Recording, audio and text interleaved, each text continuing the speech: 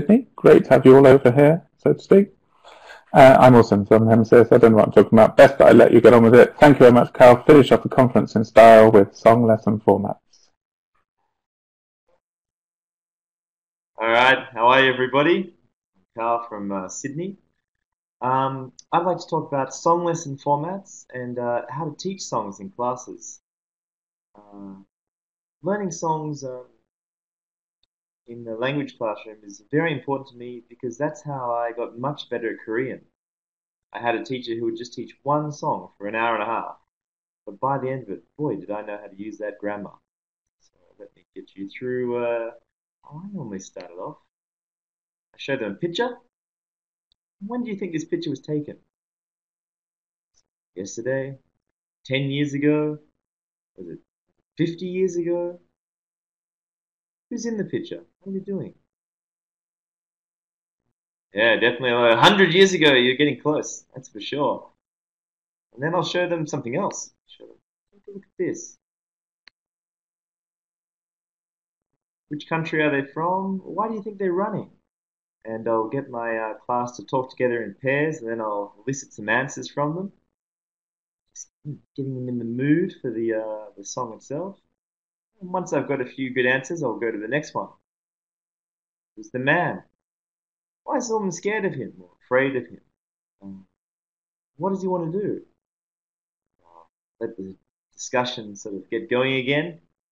And once I've heard a few great answers, I'll elicit those, get the rest of the class to hear them. Soldier, yeah, we're getting places here. South of Africa, now we're cooking. I like it. Rwanda, afraid of a lion. Well, I would be. Um, let's take a look at these ones. Why did he take the girl? And what do you think is written on the piece of paper? Yeah, someone's got a good guess there. Thanks, Liam. Yeah, someone's already seen it. The game's up.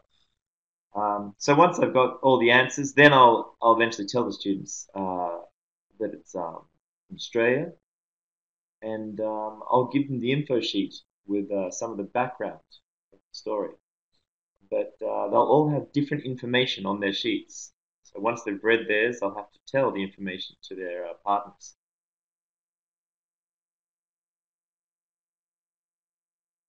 And then we move on to the next part. So now they know what the song's about and they know what they're going to be listening to. It's time to concentrate on some of the important sounds and words they're going to hear. So we'll go through these ones. Sounds like g'day, and run through those words. Then we'll move to this one, ah. I think this kind of sound is important because, in my experience, a lot of speakers of Romance languages and certain Asian languages, Thai and Vietnamese, they struggle with the open mouth vowels. So it's always good to get a bit of practice in there. And, then this one, the long vowel sounds, as the previous presenter. The ooh sort of sounds. Then I'll give them some practice. Put these words under the correct sound picture.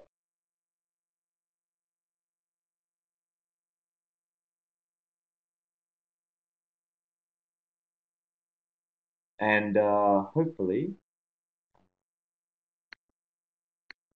students will have done it like this.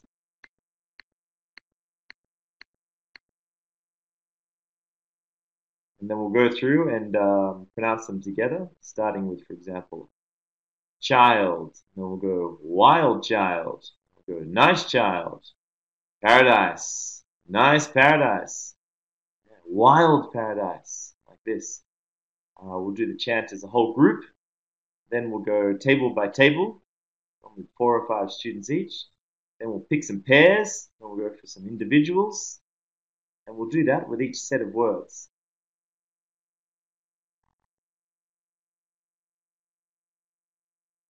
Then I'll get them to choose from that group of words 5 words that each one would match one of these definitions. They do that in pairs with their partner, of course. After a couple of minutes, go through the answers.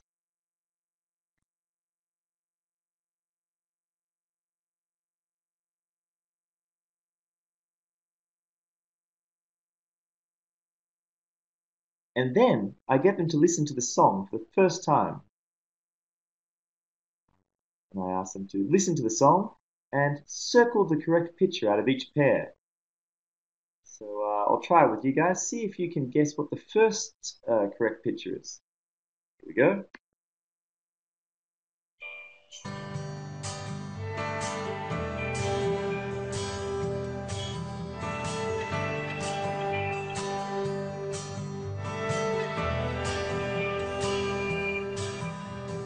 She was born in the river lane.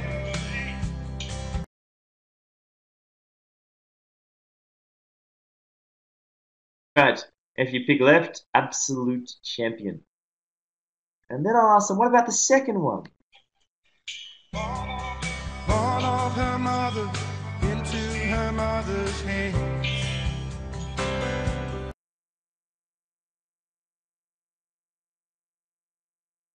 Beautiful. Yeah. So you guys are all over this. And then we go through the rest of the song and they do the rest of the pictures.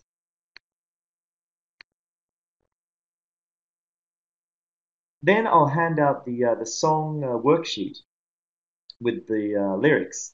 Obviously, some of the lyrics are missing, and the students have to work together with a partner to guess what the words are from the context.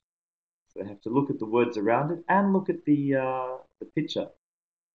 I like this activity for two reasons. One, it helps them activate their vocabulary knowledge, and secondly, it gives them a chance to actually hear the words in the song when you play it, rather than just playing it blind with a blank.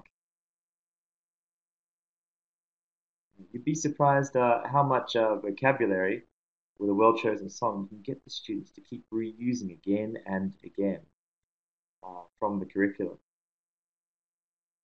That's right, she was born winning. Yeah. So this normally takes about 4 or 5 minutes. You often wander around and show them the word that comes after the gap or the two words before the gap. And you just get some pretty accurate guesses from students, especially the second or third time they've done an activity like this. Okay, then, of course, they have to listen to the song and write the correct words in the gaps. Let's have a little check and see if you guys can do these ones. Come on. Here we go.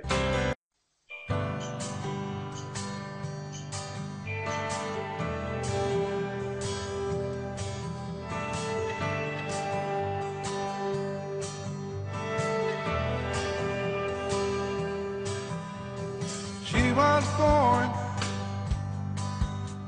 in the river lane. Born of her mother into her mother's hands. She was free as the river was wild. Was free as the river. She was free as the river was wild. Has a stop there, but you go on a little bit longer. She was so innocent, such a beautiful child. She was so innocent, such a beautiful child. To her mother, of her mother, into her mother's hands. She was free as the river was wild. She was so innocent, such a beautiful child.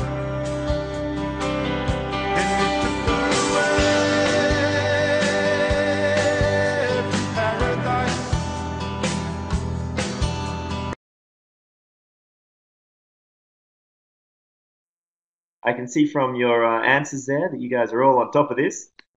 So then, of course, by the end of it, we share the answers with the students. Usually get people giving each other high fives and thumbs up at that stage of the lesson. This.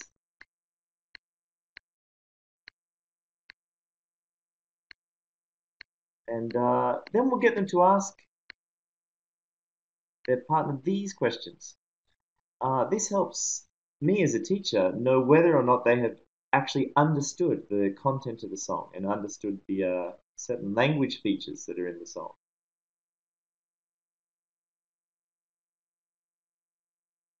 And oh yeah, high five for you, Joda.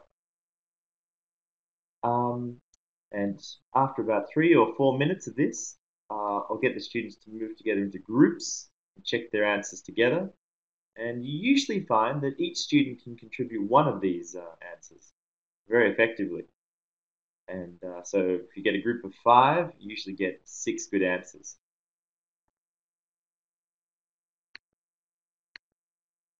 Then we get them to sing the song.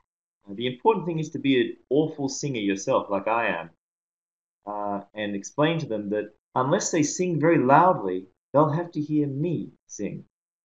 And that could do permanent damage to their ears. That usually gets them going.